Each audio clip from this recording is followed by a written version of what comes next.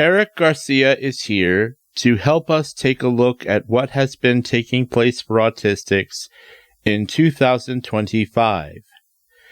Eric and I are going to talk about the setbacks by our leaders and the incredible, robust advocacy that Autistics have been achieving.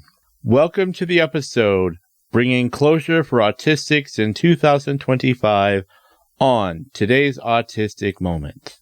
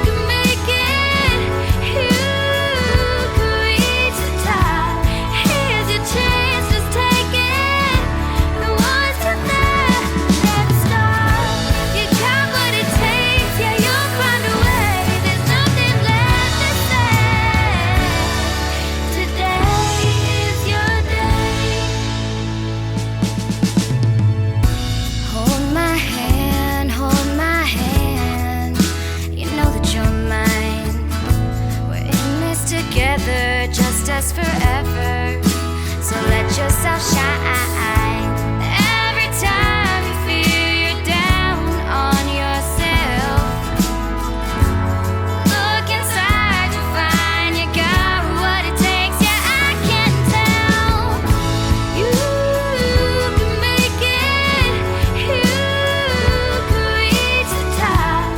Here's your chance, just take it. The ones to that.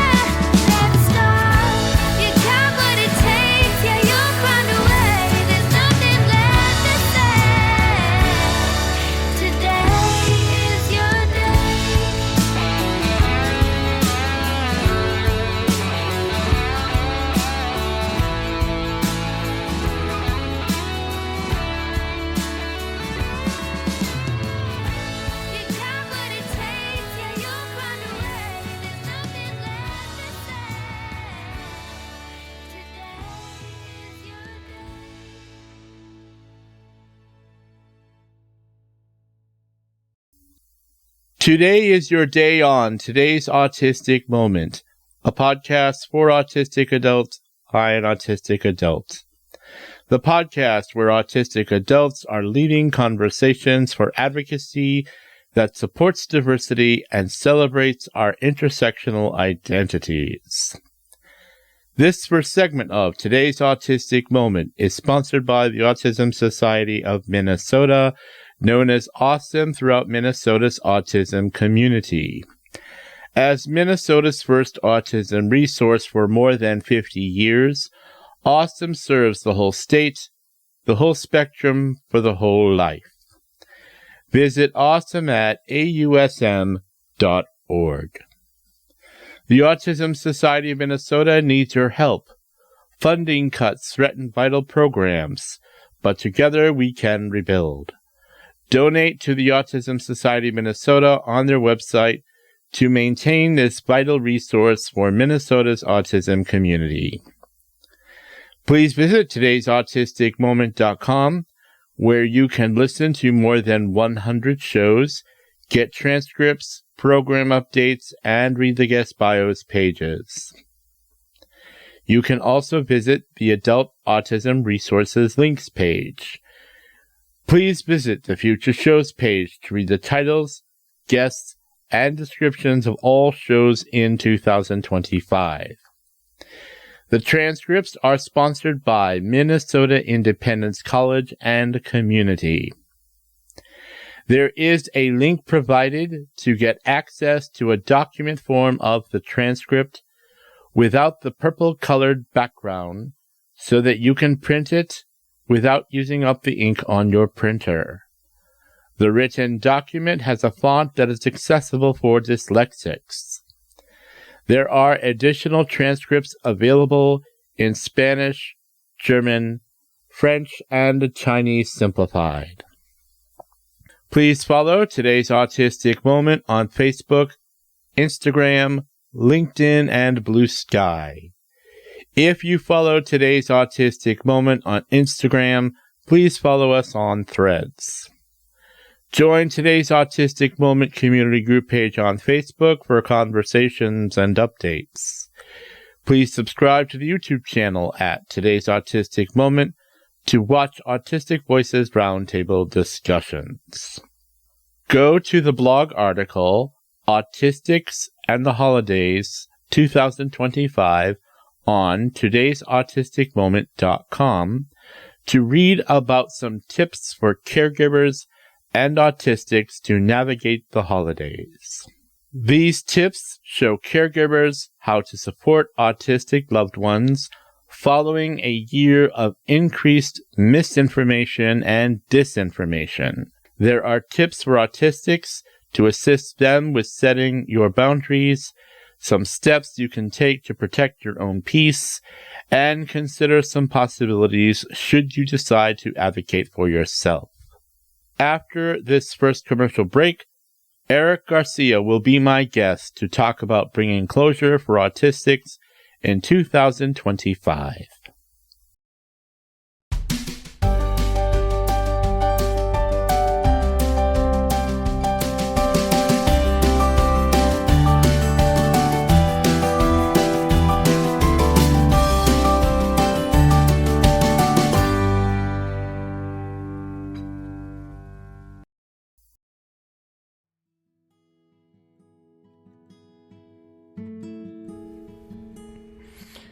Today's Autistic Moment can be downloaded and heard on most podcast apps, including Apple, Google Play, Breaker, Castbox, Overcast, iHeartRadio, Pocket Casts, Radio Public, Spotify, TuneIn, Pandora, Amazon Music, Audible, Podcast Addict, Podcast Chaser. If you are looking for the transcripts, go to todaysautisticmoment.com, click on the episode you want to listen to, and follow the directions to find the transcripts. Thank you for listening to Today's Autistic Moment.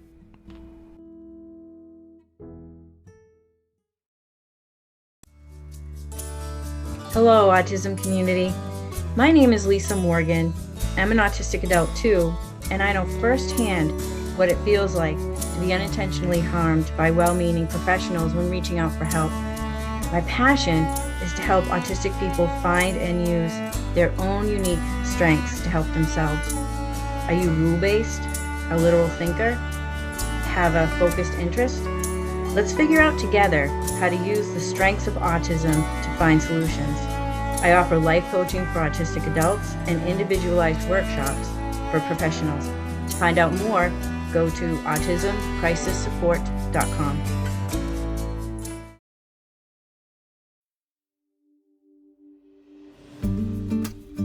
Life managing you, or are you managing your life? Do you want to find more peace in your life? For many of our clients, self-care is a key to success. Skill building and feedback is essential for self-care. Looking Forward Life Coaching helps provide structure through our person-centered approach that has demonstrated growth for many of our clients. If you or a loved one needs help with structure and strategies around self-care, please visit us at www.lookingforwardlc.org, email us at info@lookingforwardlc.org, or call us at 612-504-7414. Self-care and resiliency can help you weather the storms of life. Looking Forward Life Coaching helps change stumbling blocks of life into stepping stones toward success.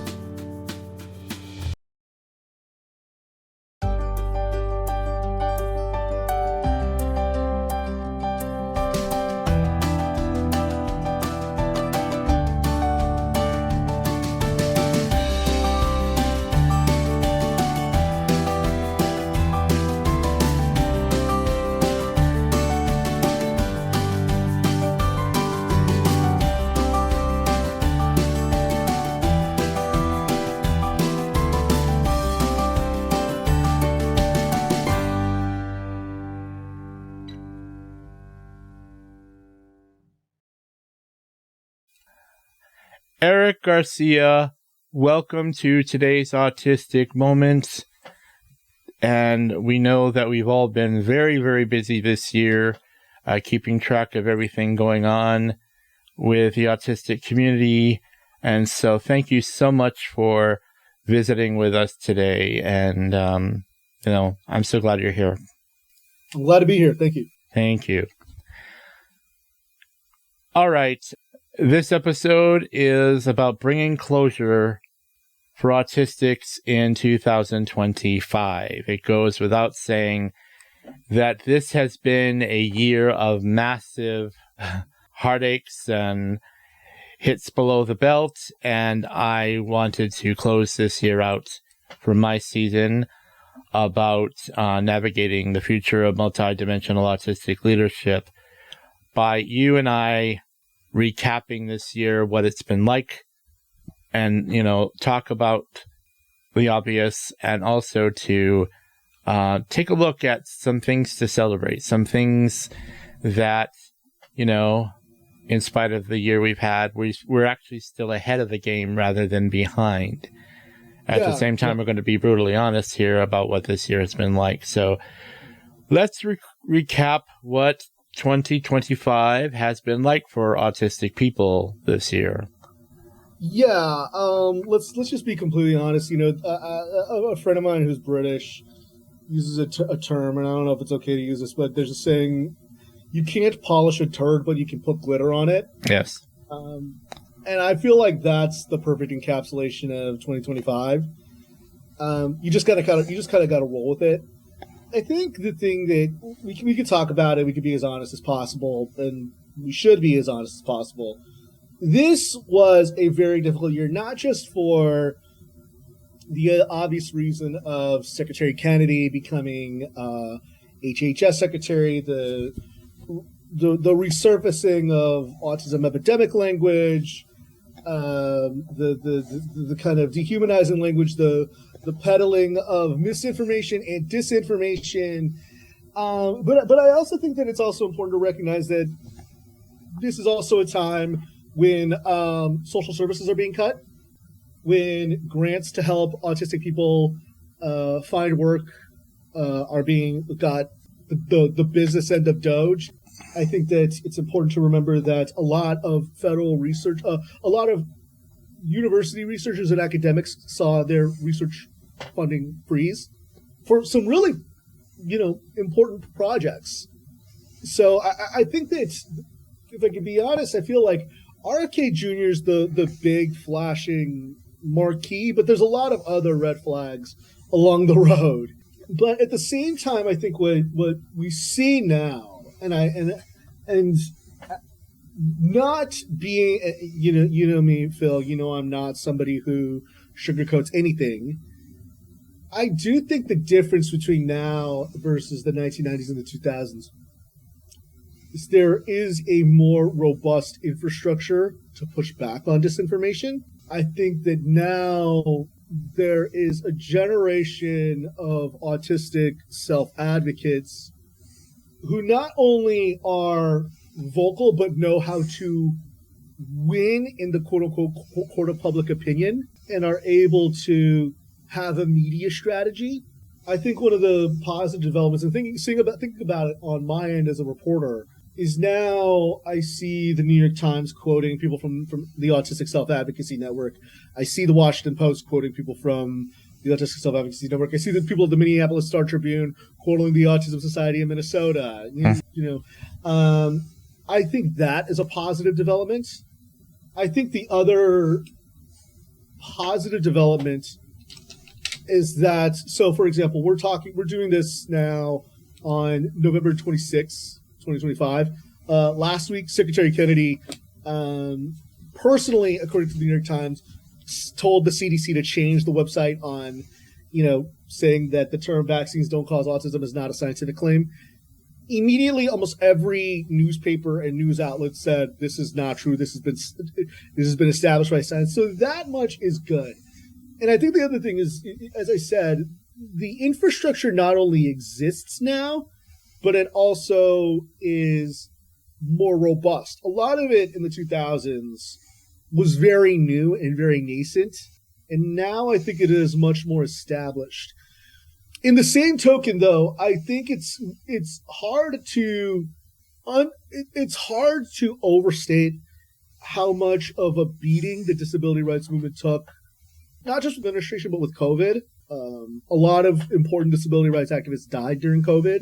I think there were a lot of schisms within the disability rights movement in the aftermath of COVID. And I think that is going to be very, very difficult. So on one end, I think that the infrastructure exists in a way to refute disinformation in a way that it didn't in the 2000s. Right. On the other end, I think it is very difficult. It is very just easy to see that the disability rights movement isn't as organized. And I think, to be completely honest, it is impossible to compete with the average American's For You page. Look, you and I can have these great discussions, and I'm grateful you invited me, but I can't compete with the algorithm. You and I can't compete with the algorithm. We just can't. Well, yes. When I did the special edition, What We Have to Say, back in July, and this is the show where I had 5 autistic individuals who shared their reactions, concerns, and thoughts for advocacy following the announcements that were made in April about the autism epidemic, the thought of an autistic registry, and also, those kinds of things. Myself and Jillian Nelson expressed our concerns that we're now going back to that time of having to defend our autism. Yeah. And that was and that's why I'm really wanting us to talk about recapping, because we know that there are autistic individuals from many of our intersectional communities who are undoubtedly encountering family this time of year who have been listening and giving credit to these things, who are going to hit them with remarks, questions, and that sort of thing. And that may not have been quite that way before we started 2025. And the thing is that I've been very concerned as to how we can help autistics with those conversations. I mentioned back in July about, imagine there's an autistic who's in a workplace. Let's say they're washing dishes in a restaurant, and they finally have to walk to the restroom, and they go through the dining room, and they can hear someone having this conversation. Oh, isn't it great that we finally will get an autism registry and all that? And the person who's walking through there has to hear that and what that does to them. That has been one of my principal concerns this year. Yeah. Maybe you can give some examples about how you deal with that kind of thing, because you've been on the forefront of all of this for a long time. So maybe give your thoughts about that. So 2 weeks ago, I was flying to Asheville, North Carolina, to interview someone for my second book. Literally, as I'm getting off the plane in Asheville Regional Airport, I'm getting off the plane. And for those who don't know, Asheville Regional Airport is a very small airport, hence why it's a regional airport. And as I'm getting off, that little tube from the airplane to the airport? Yes. Who do I see in front of me but RFK Jr.? And immediately my reporter instinct comes out, and I whip out my phone. And I should have said I'm a reporter. I just immediately thought I said, Secretary Kennedy, what are your thoughts about the British Medical Journal saying acetaminophen doesn't cause autism? And then he was like, no. I should have, in hindsight, said I'm a reporter, but is what it is. But what's funny is that this is Asheville, so very liberal area, and somebody walks past him and says quack, Yeah. So I think on one end, I think that there is this recognition that Robert F. Kennedy Jr., I think most people recognize that Robert F. Kennedy Jr. does not know what he is talking about. And that's good. It's good that everybody, that a lot of people say that. At the same time, what you're seeing is that there was a Annenberg policy poll I think that showed that like something like 67% of Americans think that the claim that MMR vaccines don't cause autism is false, but that's actually down from like the 70s, like even just 4 years ago. So what I've always said is that you don't need a majority of people to believe what RFK Jr. is saying. You don't. You just need a very sizable and loud minority to kind of flood the zone with disinformation. And I think that, you know, like I was obviously at the press conference when RFK Jr. made his whole claim about autism destroys families. I think, you know, it's funny because like I was telling, like my friends who were reporters when we were getting ready for the press conference, they were like, "Oh yeah, of course you're here. Like you should be covering this," you know, which is good. You know, I think that's cool that like now I have an established presence as a reporter who writes about this stuff. And my friends in the Washington press corps are like, "Yeah, Eric should be writing about this. That's good." But then like my friends were texting me when that happened, like, "I'm sorry," and like it was really hard. You know, because like I remember my hands started shaking when RFK Jr. was doing that. Like I got a question in the press conference, but afterward, and then it was funny because afterward, my colleague at the Indy called me. He's like, "Man, that's really terrible what RFK Jr. said." And I was like, "Oh yeah, the stuff that he talks about with the epidemic." I said that's really bad. And he's like, "No, the stuff about autism destroying families and them never playing baseball." And like it's funny, and I'm actually gonna be a little contrarian. I don't know if that's okay with you, but like. It's funny because that whole stuff where he talked about autistic people can't get a job or play baseball or things like that, initially that didn't faze me initially because I've heard so many people say that stuff for so many years, you know? It wasn't, I think that for the NTs, it was kind of surprising to hear the Secretary of Health and Human Services say that, the neurotypicals. But it didn't really faze me because I've been here, like, it's really easy to pick on RFK Jr. There's a lot of people who say that in daily life, you know? The difference is that it's being amplified by the Secretary of Health and Human Services. So I don't want to just lay the blame on RFK Jr. or the White House or whoever. He wouldn't have purchasing power if a lot of people didn't already believe what he believes. I don't know if that makes sense. So I think that's how I go about it and I approach it is that, look, eventually he won't be Secretary of Health and Human Services. We'll get a new administration. We'll get a lot of other people. But there's still going to be a lot of people who believe this.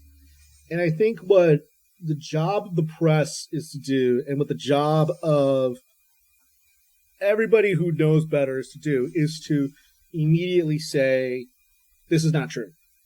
Just immediately. Like just outright say up front, this is not true. It's funny, one of my best friends right now is expecting. Really happy for her. One of my best friends from college. And literally the day that the secretary and the people that the secretary worked for, trying to get you out of trouble right now, made their claims about acetaminophen. And her doctor said, this is not, like, sent out an email to all of his patients saying, this is not true, this is not real. So that's good. That's good that there is a robust information infrastructure to push back on that. So I think that's where I think is good. The fact that I can go on CNN and respond to that. The fact that I can go on public radio and respond to it. The fact that I can, that now, and also it's not just me. You know, there's Sarah Luderman, who's also an autistic reporter. The fact that people like Zach Budrick are out there. The fact that there are so many autistic writers out there and journalists and people in the media, I think is something we didn't see in the past. One of the things we saw this year is really a great testimony, if you will, to the work of autistic advocates. Yes. That all of this stuff has come out, and organizations and associations that approach autism very differently all came out together with their individual statements and said that this is completely incorrect. Yes. I mean, over the past week, since the CDC made that statement about the connection of autism and vaccines, I have seen state health departments. We saw the American Psychiatric Association, the American Psychology Association. We have seen, I think it's the Academy of Pediatrics, I think. Yes, the American Academy of Pediatrics, yes. Yeah, we saw them all come out and with a very strong statement, and talk about how dangerous this sort of is. And that's along with the Autistic Self-Advocacy Network and the Autistic Women and Non-Binary Network, along with all of them. They all came out and said, this information is not true. It is very dangerous, and it is further stigmatizing autistic individuals. Yeah. And like I say, I think we had that because of the good advocacy work we have done in the last 15 to 20 years. I would agree on a large level.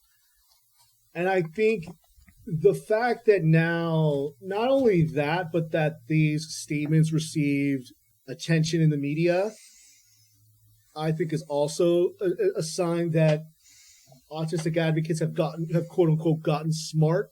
Not only have they gotten smart, but now they can't be ignored. That's a really good thing. The fact that medical groups are now working with autistic people and academics are collaborating with autistic people, that's not something we saw even 10 years ago. So I don't want to give people false hope. I don't. No. I'm not in the business of that. But I think, again, that kind of ability to unite varying factions that often disagree with each other. Right. And to be completely honest, kind of hate each other. Yeah. Yes. We can air our dirty laundry. The fact that these disparate groups can unite and say, okay, this is just not part of the discussion at all. Right. I think that's good. I think that's progress. With that being said, it is still very, very difficult when peddlers of disinformation have the biggest bullhorn in the world, which is the federal government. And if we are being completely honest, the United States really does lead the way when it comes to autism policy and disability policy, and as goes America, as goes the rest of the world. So I would almost kind of say to advocates around the rest of the world right now, for the time being, is do your own thing and don't follow what's going on in the United States. In fact, build your own infrastructure. But to answer your question, yeah, like those are positive developments, and I think that creates kind of institutional knowledge, so that when there are these moments where the government is not telling the truth or being credible, there are these banks of information and institutional knowledge that hold on to it for the time being. I think that is almost like a backup file or an external hard drive. Yeah. I think that's good. What I worry about is that there will be pockets that adopt what the federal government is saying, and there will be pockets that do not. So, for example, the New York Times just reported that Ralph Abraham is going to be the second in command at the CDC. He's, opposed vaccine guidance in the past. He was a member of Congress for a while. I remember when he was a member of Congress. So there are going to be a lot of states that listen to him. So I think that a place like Minnesota, which has a very robust autism advocacy infrastructure, your guy's governor is really great on disability advocacy. They'll follow the science. I'm worried about autistic people in places like Alabama and Mississippi and Louisiana and Kentucky and Nebraska, if that makes sense. After this next commercial break, we will take a look at how our autistic intersectional communities have been engaged in excellent advocacy work. We will talk about autistics doing self-care and some work we can do in the coming year to pave the way forward for autistics to thrive, not just survive.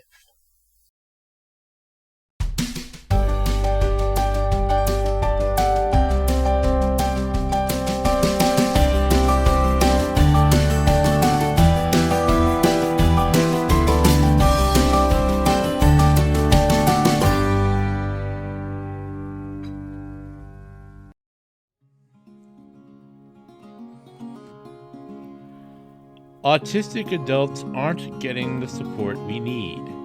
It affects our health, our income, financial stability, and our ability to live independently. ITI Assistive Technologies is changing that. This autistic-led team has created Decide, with tools built for neurodivergent minds. One lets users quickly pick from custom lists based on their energy level. The other guides them through big decisions using simple agree-disagree statements that match their values. Visit itiassist.com/decide for more information about downloading the app to get all features for just $5 a month.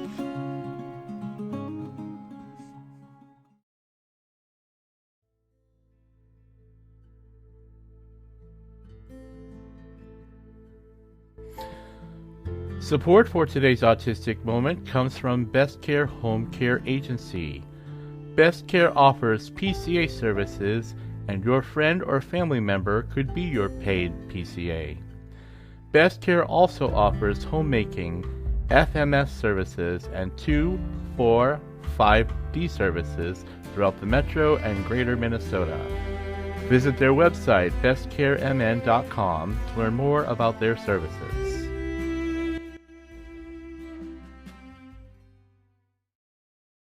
MICC provides transformative education and training for autistic and neurodivergent adults to live independently, work purposefully, and thrive in community. With hands-on learning and caring guidance, MICC participants accomplish things they never imagined, from daily living tasks like taking public transportation or managing finances, to building and sustaining a career and lifelong friendships. Learn more about our inclusive community in Richfield, Minnesota at micc.org. Give a great holiday gift to yourself or someone you care about. Make a donation to help today's Autistic Moment. The podcast features autistic people who share their experiences with advocacy, leadership, and overcoming challenges, especially in a year filled with untrue information and harmful actions. Your donation helps autistic adults keep this podcast going, which shows them that they are important and valued just as they are. Support today's Autistic Moment in any of the following ways. Make a one-time donation through the coffee icon, that's ko-fi icon, when you tap on Support Today's Autistic Moment on todaysautisticmoment.com. Subscribe monthly via Patreon. Purchase items at Today's Autistic Moments logo shop. Share today's Autistic Moment with your family, friends, co-workers, and others through social media and or by telling others about us. Donations are not tax deductible, but help keep today's Autistic Moment as a safe space. Thank you for supporting today's Autistic Moment.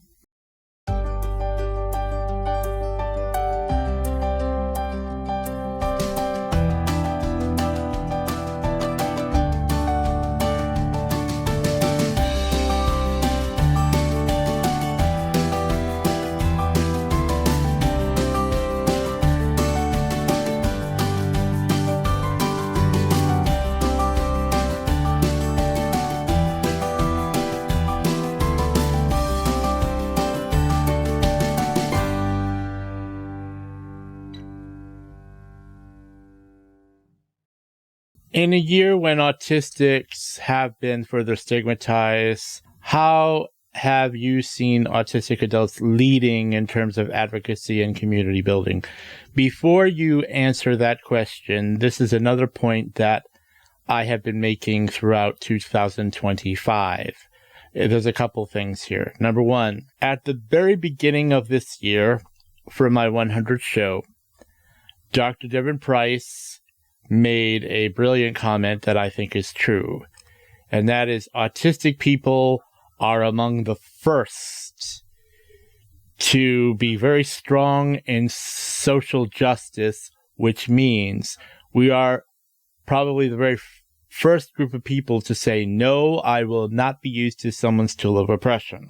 Along that line, I think personally, and please add your thoughts to this, among the reasons that they are doing this is because they know that autistic people are very social justice minded.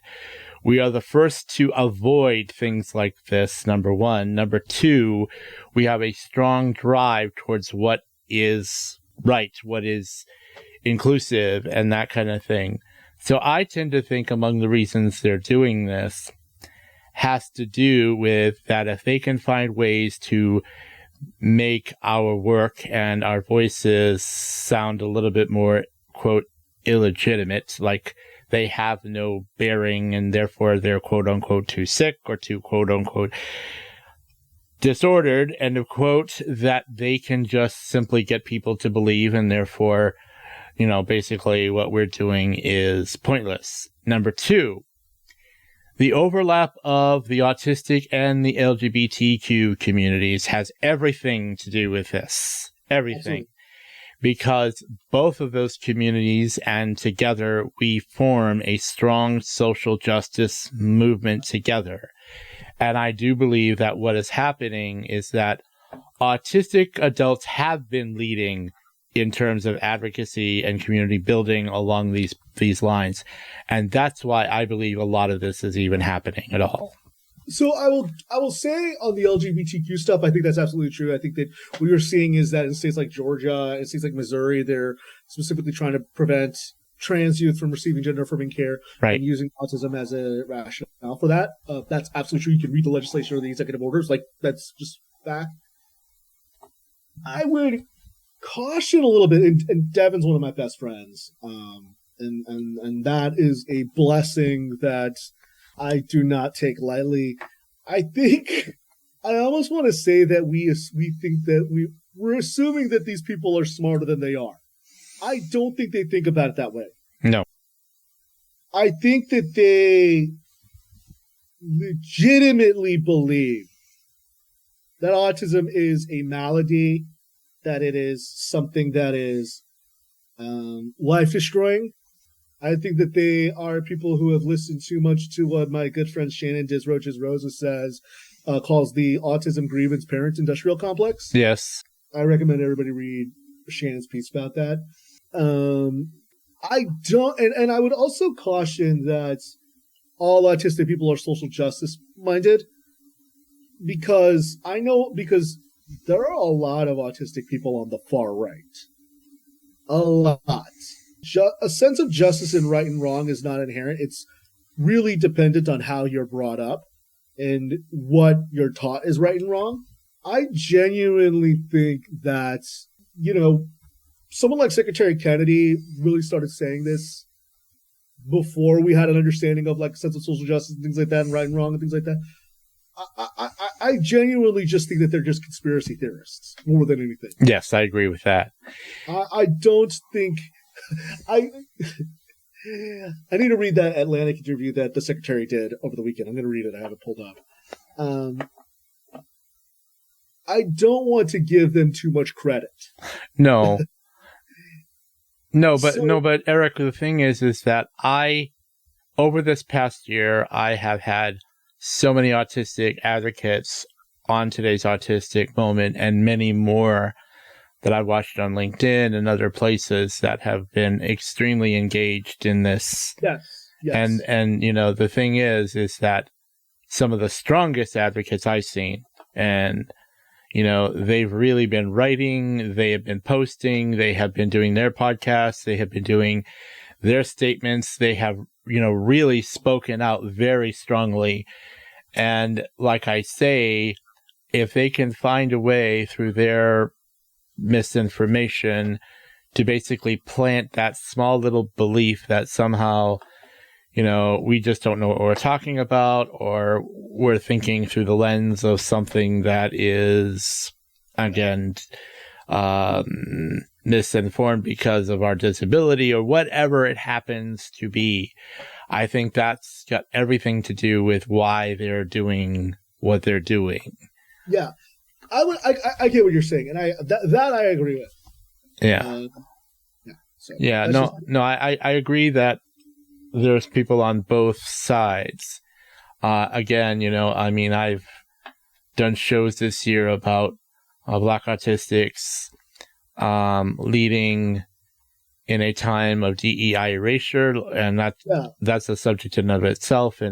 But I mean, even in the face of things like that, however evil they are, the thing is that, people are saying, there have been people who have been saying they have been depressed and burnt out just from everything, just from once a day, if not once a week. But the thing is, they're still engaged in there with their social justice work, whatever that work happens to be. Yeah, definitely. Good for them. Absolutely. Yeah, absolutely. And that's why I wanted to do that focus on navigating the future of multidimensional autistic leadership, because we've been talking about how autistics are multidimensional. And, we put a lot of emphasis this year on self-care because we've had to remind everybody you can turn off your social media. You don't have to follow every news blog. Yeah. It's okay to say, no, not today, whatever.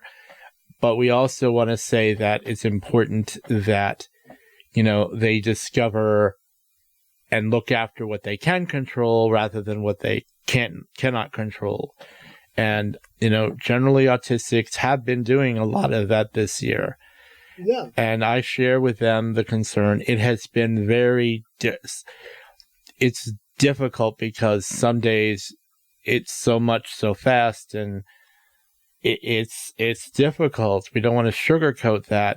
But at the same time, I'm proud of this autistic community for having done what they've needed to do. Absolutely. Same. Yeah. And I think that it's going to be much more important now. What I would say also is that the people who can afford to, or who are able to be vocal, is going to be even more important now, because there's going to be a lot of people. One of my really good friends, his wife is a doctor, and now he's a pediatrician. And now when they go in to take their kids in, they're talking about shots and autism, things like that. Like, there's going to be a lot of people who don't want to get their kids screened for autism. That's just the truth. So it's going to be much more necessary for the people who can and who are able to speak out. Right. Yeah, absolutely. And, it's important to be careful of where you're getting your information from. Yes. Believe me when I say, if, obviously our government is now become the place where we do not want to get a whole lot of information from. We still have, like I say, Autistic Self-Advocacy Network that puts out the correct information, and lots of other organizations that are doing that too. Yeah, and there are a lot of great academics who are doing great research, and who are doing the research even in a time of lean federal funding, who are doing more with less, and we got to give credit to them too. Yeah, absolutely. One of the themes that I have been thinking on, like I say, the incredible work autistics have done, and continue to do, that kind of thing. Yeah, it really is fantastic, and I think that's what I would say is the big difference now, is that those of us who remember a time before all this are going to be really, really important to say that, no, this isn't just how it is for a lot of people who come into this in between these next few years, Right, yeah. Like our institute, again, I use the term institutional knowledge. That's why you have institutional knowledge. That's why it's so necessary. So. Yeah. Well, I can talk about something that I and several others are going to be working on. During this year, I, along with a lot of folks from Umbrella ND, that is being led by my good friend AJ Locascio, we started an Autistic and Allies grassroots movement by which we are collecting some information And we are going to be working on ways that we can encourage good advocacy for the autistic community. That's great. The project that we are undertaking from now through April, we are going to be looking to changing April into Autistic Advocacy Month. Okay, then. Because what we want to do is we want to help autistic people become proactive so that they're actually doing some things in April rather than waiting around for the next set of hits that we know are going to come. But to actually be engaged in a work to bring about some kind of systemic change by autistics leading that effort. Yeah. So, you can all be looking forward to that as we roll from December into January. And if you want information about that, but you want to look for AAU, Autistic, and Allies Grassroots Movement. So you can look forward to that. I look forward to it, man. After this final commercial break, Eric and I will talk about what is coming up on today's Autistic Moment in 2026, followed by the final show in 2025, Appreciation and Dedication.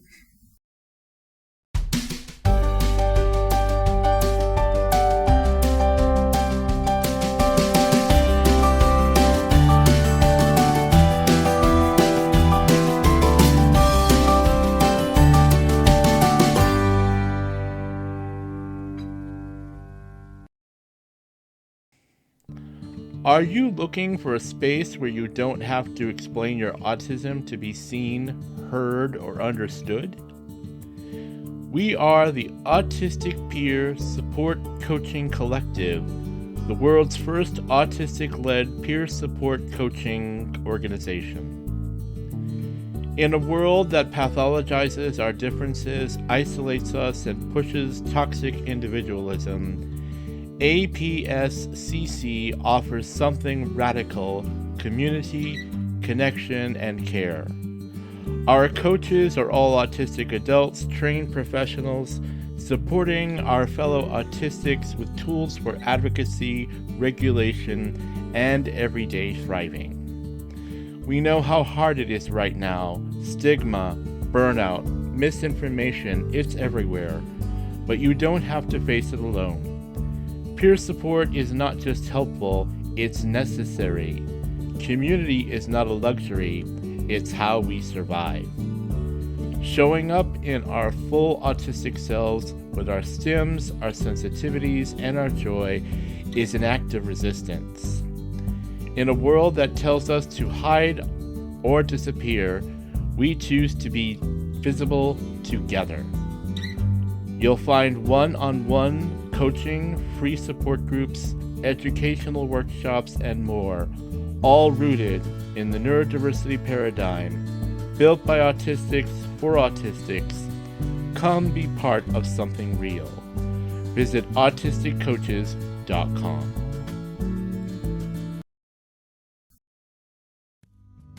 Season 6 of today's Autistic Moment will begin on January 11th.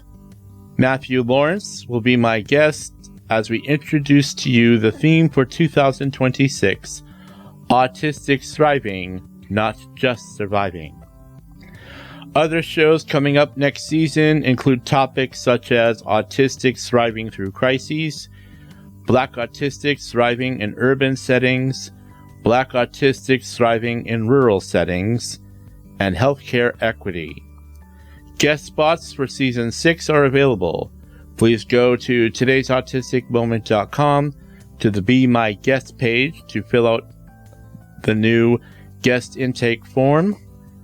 The 2026 program schedule page will be made available soon.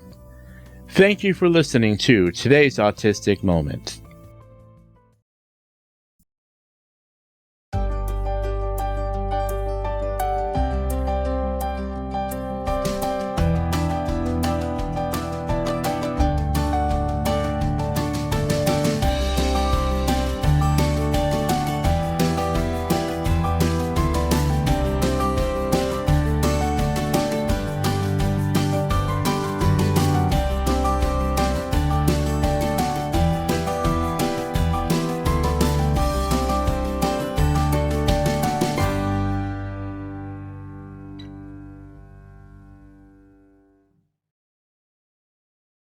All right, for Eric and everybody, next season I plan to use the theme Autistics Thriving, not just surviving, and how do we think autistics have been and will continue to thrive as we move from 2025 to 2026. And that I'm going to start, and then Eric will let him answer.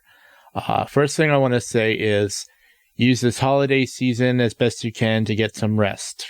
Take some rest and spend some time looking after yourself by all means. But one of the things I want us to really think about is that during this year 2025, autistics really have been thriving in many, many ways. Yeah. And so I think we need to continue to do that as we walk into 2026.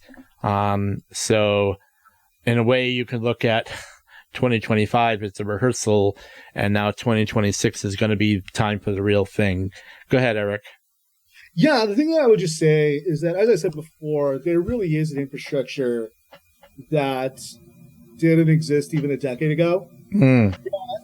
I tell this story frequently. When I was a student at UNC, when I was in college in 2011, for those who've been to college, that first week when you sign up for every club, it's funny. I joined an autism advocacy club, I signed my name on the thing, and then I realized it was a bunch of, I thought, oh, this is cool. There's got to be some other autistic people there. And then I went, and then it was really just kind of like a charity thing to help autistic people. And I realized, oh, this isn't this isn't a group of autistic people to hang out. Now there are groups like that. Now there's campus inclusion networks. Now there's, autistic professors. Now there's internet chat rooms. Now there's Discord pages. Now there's all these other things that otherwise didn't exist when I was that age. So what I would just say is find those groups and find those people, because those slices out there do exist, and I think that that's going to be much more necessary in the coming years. Yeah, I totally agree. I totally agree with that, and just a side note, it was my friend Matthew Lawrence, the #ActuallyAutistic coach, who is allowing me to use his words, autistics thriving, not just surviving. That's what Matthew does through his coaching groups. And so there's going to be some great stuff coming. I've got Charlotte Batchelor's coming back next February to talk about Black autistics thriving in urban settings. So I've got some great stuff coming up about how they're actually doing their thriving. But what Eric said, yes, there are groups now out there in many, many cases. And you'll want to invest in that. You'll want to, in this day and age, if you don't find what you're looking for, most social media networks will let us make our own. Okay, so by all means, take a look at that. Eric, a few years ago, when you spoke at the Autism Conference, the Minnesota Autism Conference, you said something that has stuck with me, to remember that social media is the place where we begin conversations, not necessarily where they end. Can you talk a little bit about a little more about that too? Yeah, absolutely. I mean, the thing that I think is that a lot of people, social media can be a good gateway. It can be a way for you to connect with people or be exposed to ideas that you previously hadn't been exposed to. But it is not the same thing that makes social media and makes the internet so fantastic, which is that there are no gatekeepers, is also the thing that makes it not a definitive source for gospel, is that there are no gatekeepers. There's no way to verify everything. So just because something makes you feel good, it's good to be seen, but don't just take something just because it makes you feel good. Actually, you still have to do the homework. You still have to do the rigorous research and understanding. Not, quote unquote, do your own research, but follow the actual people who have done the research. Mm-hmm. Follow the people who actually know what they're talking about. Consult with people who actually know things. My friend Sarah Luderman says this all the time, and it really does stick with me. which is that tweeting doesn't make you an expert. You still have to do the work. Yeah, I wrote a book about autism, but like that took me 5 years to write, and it took me interviewing a lot of people and reading a lot and interviewing everybody who actually knows stuff. It's funny now when I call professors or researchers, I say, hey, can I talk with you a little bit about that? They're like, oh, you're Eric Garcia. I want to talk with you. Like, you know so much stuff. I'm like, dude, I'm calling because I want to know more from you. So yes, it can expose you to do things, new ideas, but you have to have some kind of sense of judgment and discernment when you're being exposed to new things, because there are no gatekeepers. So that's what I would say. Yeah. And I want to remind people, because you've heard me say this a lot, when you tell your stories about what being autistic means for you, it may feel like nobody's listening, but somewhere someone is hearing you. Yeah. So one of the best tools that autistic people have is to, how certain things affect you as an autistic person. When people hear that from you, maybe it's not the person that you're living with, and sorry, we can't help you more with that, but we will try. But the point is that you can tell your story and someone will hear you, and sometimes someone will hear you and will disagree, which basically my response to that, well, my lived experience is quite different from your opinion. But the thing is that you have power in the stories from your own life experience. So don't be afraid to tell those where you can. Obviously, you don't want to dive into somebody you don't know and give them more information than they need to have. But, if like a lot of us have had multiple jobs because of problems, well, tell people about that and, do your best to be careful. But at the same time, make sure enough people are hearing that, Absolutely. Because this is a way of how we thrive. And, it is so important that people hear that this happened to me and that is how I felt. We have lots of autistic advocates who are saying, on social media posts, saying, this is what happened to me and this is how I feel, and sometimes when somebody says that, someone else says, oh, you know what? That happened to me too. Yes. And that is a very, very powerful tool. And in the same way that just like if someone's listening and they can relate to you, also recognize that there are huge consequences for what you say. And I think that, post responsibly, be a good netizen, Right. There's such an incentive to be a jerk on the internet. God knows I've done that way too many times. I've thought of you getting that stuff over the year, Eric. So all I'll say is, God bless you for what you put up with. God bless you. Yes. But recognize that ability you have. Yeah. And try to be a good netizen. And when you are wrong, be upfront and say, like, or when you were a jerk or you break decorum, say, yeah, that was kind of not cool. So.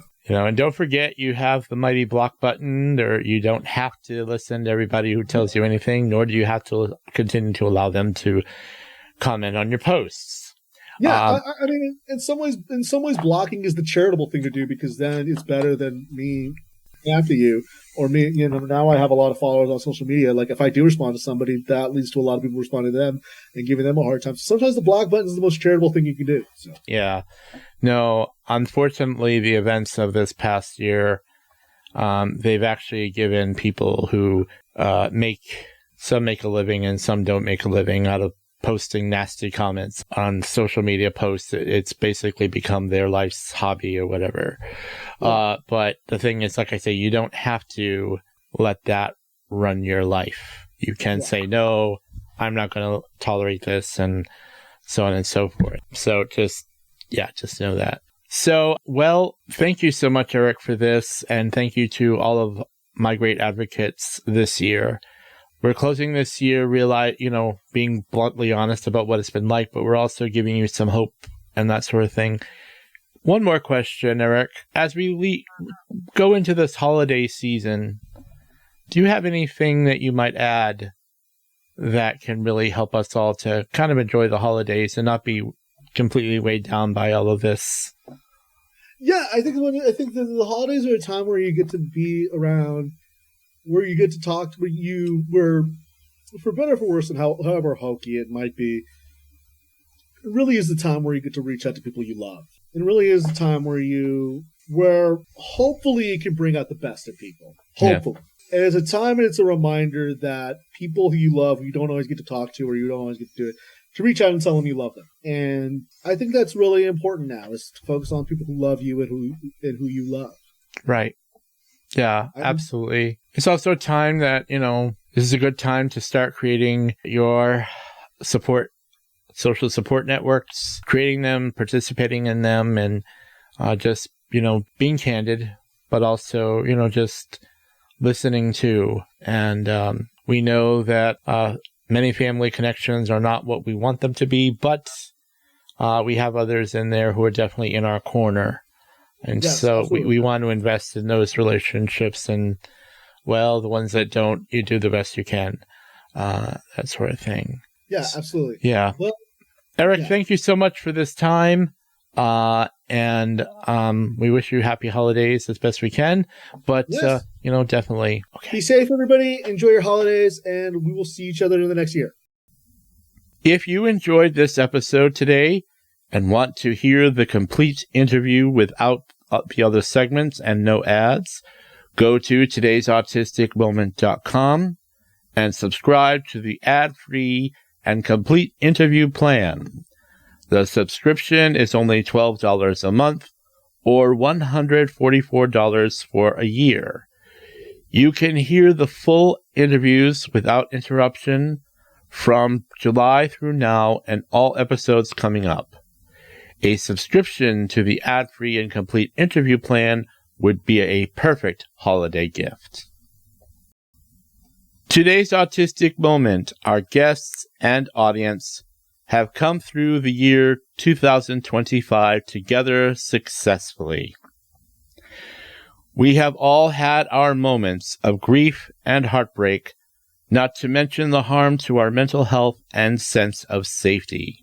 All of the intersectional communities have experienced the pain of having those spaces that were made to protect our human rights exploited and erased. Yet the tenacity of our autistic intersectional communities have risen to the challenges and guarded our own sense of integrity without reproach.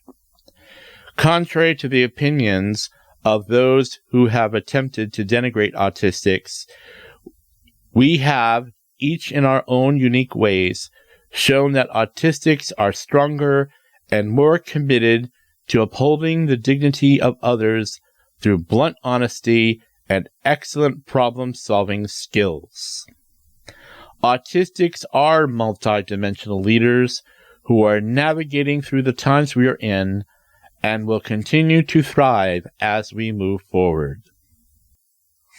I have worked very hard this year to deliver a sense of hope through the work of today's Autistic Moment. I am sure there are those who may have felt that we did not help you enough. To those who feel that way, I apologize wholeheartedly and will continue to improve in the future. The work of today's Autistic Moment has been successful because of our amazing guests in 2025.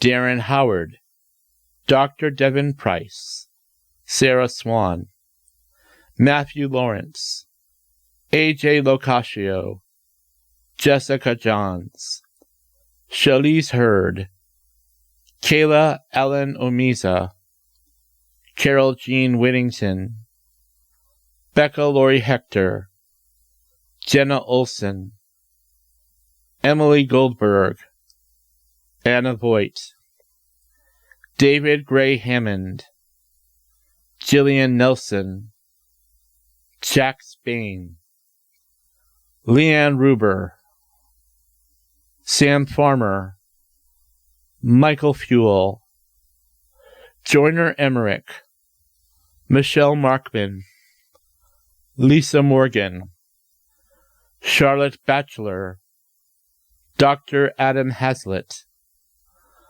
Michael Goldberger, Tyler Hackner, Latoya Hinton, Dr. Scott Frassard, Eric Garcia. I also want to recognize the generosity of our sponsors: the Autism Society of Minnesota, Minnesota Independence College and Community, Best Care, Looking Forward Life Coaching, the Actually Autistic Coach Collective, ITI Assistive Technologies, Lisa Morgan. I also want to say thank you to those of you who have generously donated to the work of today's Autistic Moment in 2025. Today's Autistic Moment is here for the autistic community because your contributions made the difference. Thank you. Finally, today's Autistic Moment owes our biggest thanks for all of you in the listening audience. You are the reason today's Autistic Moment is here and continues the work we are doing. You can depend on the podcast being here through those who continue to support the autistic adult community. On behalf of myself and the network, we wish you all a happy holiday season and the very best for the new year. May you all have an autistically amazing day. All of the guests meet with me on Zoom to record the interviews. The interview transcripts are provided by Otter. The podcast is prepared and edited on WavePad Masters Edition by NCH Software. The podcast is published by Spotify for Podcasters. The music that you hear is licensed to Today's Autistic Moment by PremiumBeat.com.